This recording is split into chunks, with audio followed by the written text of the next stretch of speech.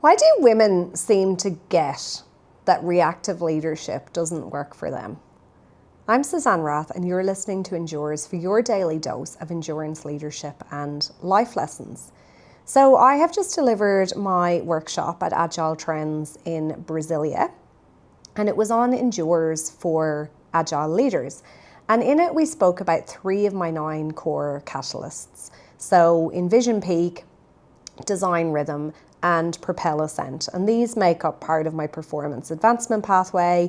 I've obviously gone through them before on the podcast previously, and they all have a whole number of solutions that I work with both individual business owners and teams on, and of course speak and so on as well. And what struck me towards the end of the workshop was the ratio of women to men, the level of engagement that, women were straight in there with writing, with discussing with each other, and the fact that things came up out of the workshop that weren't even a part of the workshop. For example, somebody made a comment to me about boundaries and how, often it's really difficult for women to set boundaries. Now, I can tell you, 1, I have a boundary setting tool. 2, when I have presented on this and done short boundary setting workshops to male and female business owners, there are so many men that also struggle with boundaries. They just might not call it this. And so their identity is fully caught up in the business, and they maybe don't want to let people down, or they feel like everything rests with them, or they feel wholly responsible for the business running so they can support their families. And so they also will display behaviors that are potentially a sign of poor boundaries, like never switching off, or working late, or taking work home, or working past dinner time, or answering the phone at all times of the day or night. Whatever, you would define as not having a great boundary, I guarantee you they show up equally across women and men. But what I landed on was a couple of things here.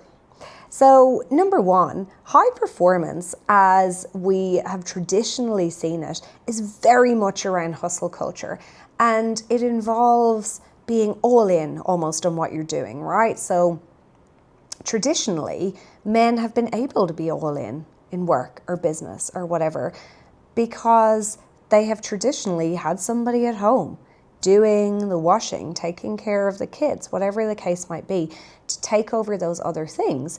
Whereas women have to develop the capability to perform and achieve, but in a more sustainable way, because they're already carrying all of these other things. Now, the second piece is that our language is different. So often men will talk about productivity. And productivity is something I'm really passionate about, but tying it into purpose and performance and intention and so on.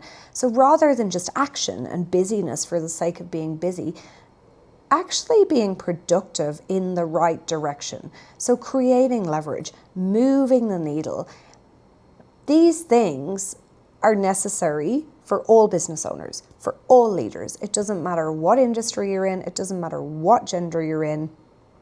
But my observation is that men will think more about things like team inefficiencies and strategic bottlenecks, whereas women will tend to use language a little bit more like they don't have space to think, or they're carrying too much.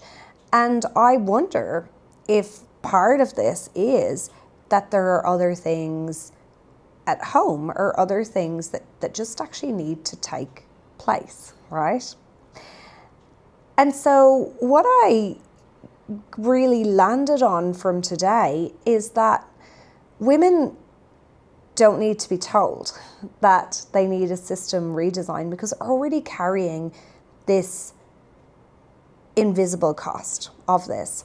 And this is often the mental load. It's often the feeling of needing to show up as being nice. So rather than leaning into clarity, into directness, into consistency, into performance management, into all of these leadership skills in the workplace, women will often take on a lot more emotional load. And also, there is often that need for us as women to balance our ambition with not completely abandoning ourselves, or more so, a lot of women will abandon themselves, but they actually can't abandon their kids or their parents or the other people around them for whom they have caregiver responsibilities. Now, I know that this is a little bit of a generalization, and of course, obviously people will sit in the middle, and there are plenty of dual working families, plenty of husbands who take on more than their share of the household chores and so on. I have one of them, and I'm very privileged and fortunate to say that. But there is a level of data to back this up. When we look at the rising levels of burnout, when we look at the low percentage of female founders who have businesses that even go over $1 million. In Australia, it's about 2% of female business owners who can scale past $1 million. Now, I don't think that that's a lack of ambition, but I do think it's a lack of capacity.